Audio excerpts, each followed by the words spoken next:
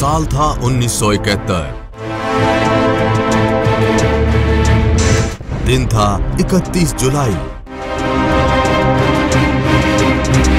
धरती पर वो दिन भी अन्य आम दिनों जैसा ही था, मगर धरती से हजारों किलोमीटर दूर चांद पर कुछ ऐसा घटित हो रहा था जो अब तक नहीं हुआ था।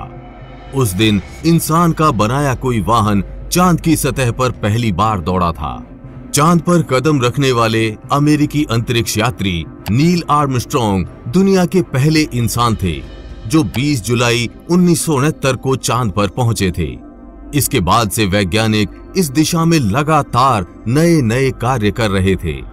इसके 2 साल बाद एक बार फिर ऐसी घटना घटी जो दुनिया के लिए यादगार बन गई। अमेरिका के मून मिशन अपोलो 15 में डेविड स्कॉट और जेम्स इरविन को पृथ्वी से अलग किसी अन्य ग्रह पर इंसान द्वारा बनाई गई ऑटोमोबाइल चलाने का मौका मिला था। इन्होंने तब ल्यूनार रोविंग व्हीकल को चांद की ऊबड़ खाबड़ सतह पर चलाया।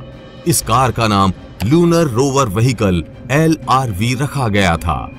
ये बैटरी द्वारा चालित एक 4 पहिया गाड़ी थी। इसमें 2 लोगों के बैठने लायक जगह थी और इसे खास तौर पर धरती के ऑक्सीजन युक्त माहौल से अलग चांद की कम गुरुत्वाकर्षण वाली सतह पर चल सकने योग्य बनाया गया था। इसकी डिजाइन अनूठी थी और इसे चलाने की पद्धति भी। हालांकि नील आर्मस्ट्रॉन्ग के रूप में इंसान ने इसके कहीं पहले चांद पर कदम रख दिए थे, लेकिन भारी भरकम स्पेस सूट, कैमरा आदि के साथ चांद की सतह पर चल पाना आसान नहीं था। यही वजह रही कि बाद में ये गाड़ी चांद पर चल सकने के लिए डिजाइन की गई थी। इसका डिजाइन और चलाने का तरीका दोनों ही काफी अनूठे थे। ये रोवर करीब 6 घंटे तक चांद पर चला था। इससे वैज्ञानिकों को चंद्रमा की सतह के बारे में जानकारी जुटाने में मदद मिली।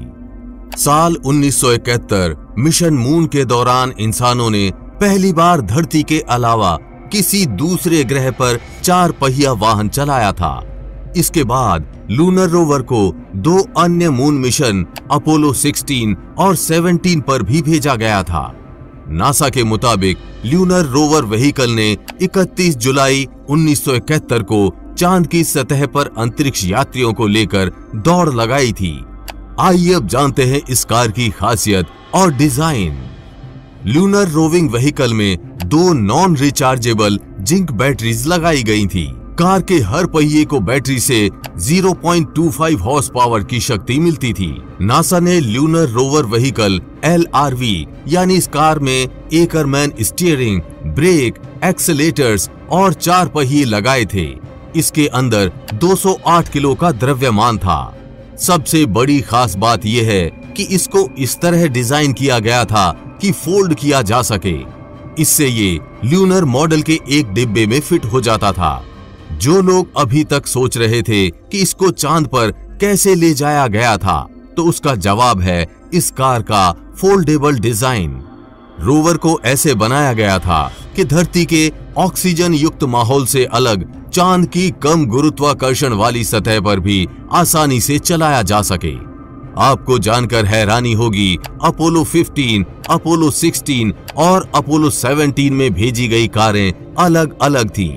यानी चांद पर 3 अलग अलग कारें गई थी और इंसान ने 3 अलग अलग कारों को चलाया है।